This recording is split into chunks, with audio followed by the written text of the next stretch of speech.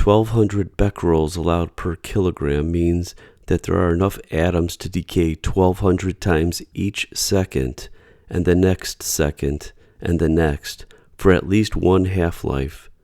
That's a lot of atomic decay going on inside your body. It is a huge number of atoms, a huge load on your systems to attempt to remove these atomic toxins and excrete them. And to do so, they are carried through your blood and pumped by your heart, which is attacked by the cesium and decay products. Cesium lodges in muscle tissue, where it is used to try to carry out metabolic energy conversion. Not good. Not good at all.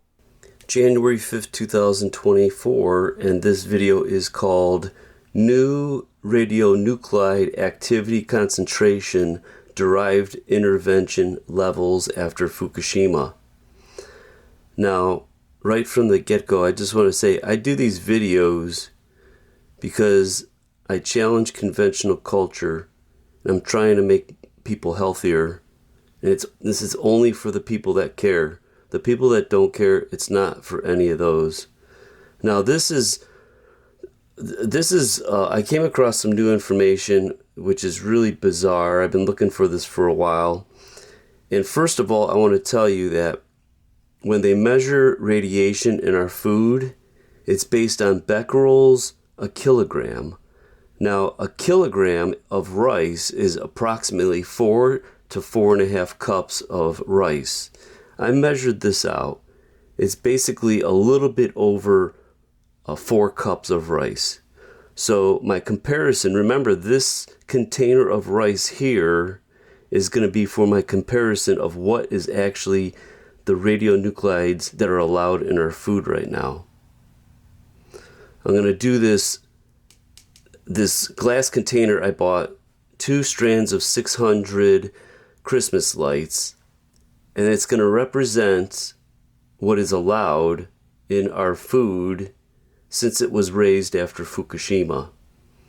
Now, imagine this glass container is going to be this, because this is 1 kilogram of rice.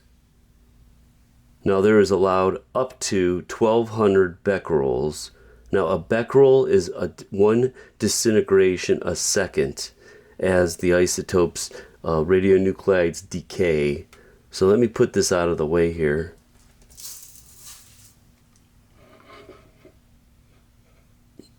Let me turn this guy on. Okay, so now, this all came about, the levels of concern for radiation in our food, it all started after Chernobyl.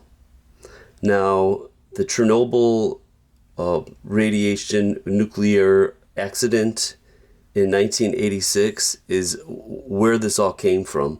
Now, actually, the rules for the FDA, it started actually in 1982 on an FDA document. So they must have been concerned with the testing and accidents before Chernobyl, but the established levels were created in 1986. It was updated. Now, I truly believe that humans before the 1940s were definitely more healthier than they are nowadays. Ever since the invention of nuclear energy and nuclear bombs, I think this is why we have a proliferation of cancers in the world. Now, I truly believe pre-1900s that humans were actually healthier than they are nowadays. Now, what's fascinating is I've been looking for these numbers for quite a while, and I finally found them. Now, I'll just do an update of when they raised these, they're called the DILs, the Derived Intervention Levels. Now, this was set at 1,200 for the United States after Fukushima. That's what it was raised up to. So what you're looking at is when they're blinking, that means only 600 are blinking at a time, not all 1,200. So remember, this is what's inside that jar, the jar of rice, or what could be up to it. So that's 600 disintegrations a second. If we go to constant, That's 1200 right there. So they are allowing, which I doubt it's going to be 1200, it's going to be below 1200, but this literally is 1200 disintegrations. If this was blinking every second, that is allowed, the radiation, the radionuclides in our food. Now, what I found, which was very interesting, is that it was the FDA, following the Chernobyl nuclear accident in 1986, established guidelines for radioactivity in foods. It was called the Levels of Concern, the LOC. Now, believe it or not, so what it was is cesium-134 and 137, it used to be, you know what the magic number used to be? 370. It was allowed in infant food and other foods, just straight up across the board. 370 becquerels a kilogram was what the intervention level for radiation in our food was back in 1986. So in 1998, it was replaced with a document entitled Accidental Radioactive Contamination of Human Food and Feed Animals. That is where this all started. So up until 2011, they were actually only to be allowed 370 becquerels a kilogram. Now it's 1200.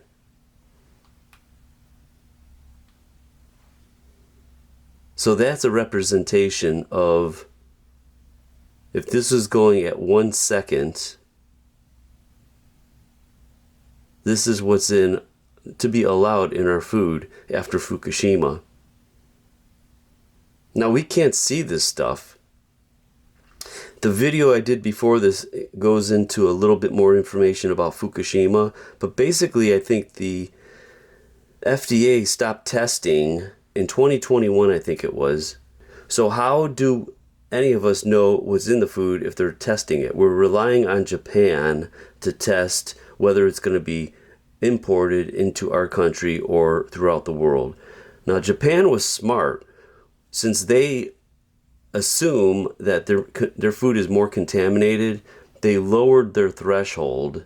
Yet the United States government, with the Obama administration, Secretary of State Hillary Clinton, they did not test any of this foodstuffs that are coming into our country after the nuclear meltdown and accident in 2011. So that's this. I'm gonna go through some of these documents and show you where I found these documents and put links in the descriptions. So it's a lot. You got to read this stuff almost 3 or 4 times before it really could get into your skull that our food supply has been permanently damaged with Fukushima, because it's going to take hundreds of years for it to be decommissioned. It might actually take thousands of years, because so far they have only been able to take one little nugget of the core that melted down, because not only humans but robots can't get near it. And soon, here's a premonition, is reactor number 1, the containment vessels and the concrete structures are all gone. So mark my words, in the future, that is going to collapse one day, and it's going to be worse than the original accident.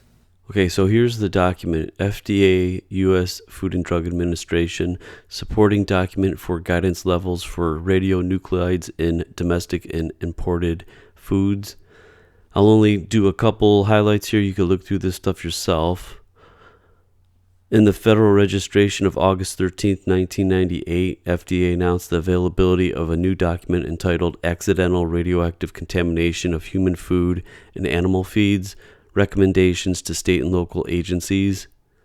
Herein, after 1998 FDA document, replacing an earlier 1982 FDA document, the 1998 FDA document provides guidance to state and local agencies to aid in emergency response planning and execution of protective actions associated with production, processing, distribution, and use of human food and animal feeds accidentally contaminated due to nuclear plant accidents with radioactive elements called radionuclides. The Protective Action Guide. The PAGs contained in the 1982 FDA document were developed from the prevailing scientific understanding of the relative risks associated with radiation as described in the 1960 and 61 reports of the Federal Radiation Council. Following the Chernobyl nuclear accident in 1986, FDA that same year issued a CPG, Radionuclides in Imported Foods Level of Concerns, which established guidance levels referred to as levels of concern for radionuclide activity concentration in food offered for import. The LOCs were derived from the Preventive Action Guides established in the 82 FDA guidance document and were based on the following assumptions: that the entire intake of food would be contaminated, iodine-131 would be a major source of radiation dose for only 60 days following the accident, and cesium-134 and 137 could be a major source of radiation dose for up to 1 year. The LOCs provided such a large margin of safety that derivation of LOCs for other nuclides judged to be of less health significance was considered unnecessary. Now here's the chart that I've been looking for. This is what it used to be before the revised one that the Obama administration did in 2011. So here's iodine-131. Here's for infant food, other foods.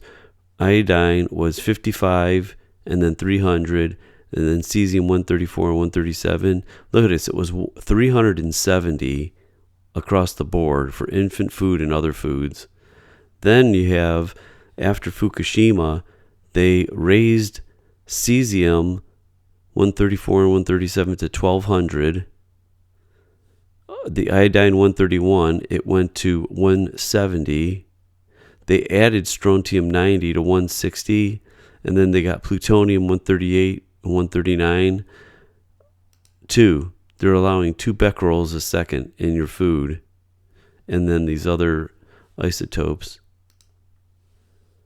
Now, radionuclides are like Halloween costumes because they hide behind their costumes. Cesium mimics what? Since cesium mimics potassium, the radioactive cesium is also uptaked and reconcentrated. The result is that plants grown on contaminated soil may contain a higher concentration of radioactive cesium than the soil in which they are grown. It mimics potassium. This is pretty interesting. I kind of like the title, Fukushima Absorbed, How Plutonium Poisons the Body. Now remember, it's these radionuclides are either in your lungs or in your body, depending if it's breathed into or if it's digested. New details about this toxic process are now emerging. Plutonium is a toxic synthetic element with no natural biological functions.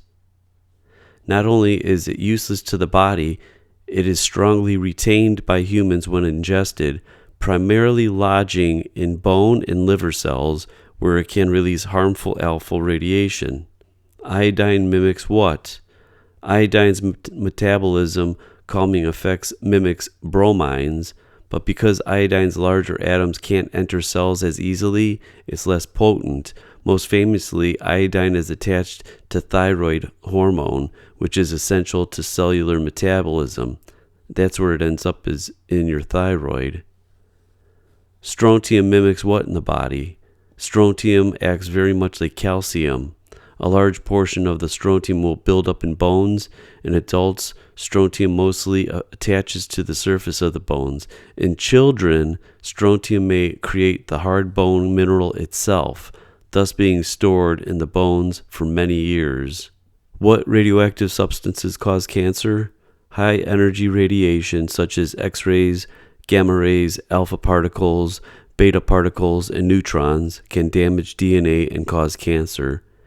These forms of radiation can be released in accidents at nuclear power plants and when atomic weapons are made, tested, or used.